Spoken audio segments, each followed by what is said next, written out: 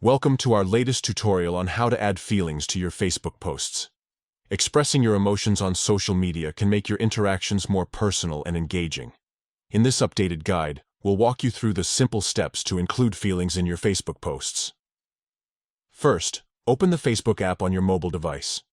Once you're logged in, you'll see your news feed. To create a new post, tap on the What's on Your Mind section at the top of your screen. This will take you to a new page where you can start crafting your message. Now, look below the text box where you type your post. You'll see an option labeled Feeling Activity or a smiley face icon. Tap on this to open a list of emotions and activities you can choose from.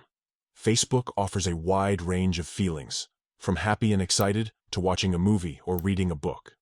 Select the one that best describes your current mood or activity. After choosing your feeling, you can add additional text to your post if you want. This is a great way to provide more context or explain why you're feeling a certain way. You can type a message, add hashtags, or even tag friends in your post.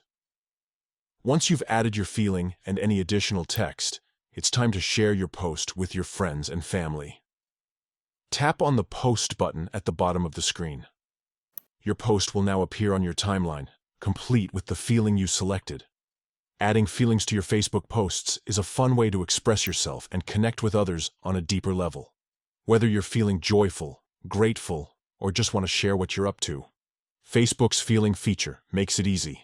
So go ahead, give it a try, and see how it can enhance your social media experience. Thanks for watching, and we hope you found this tutorial helpful.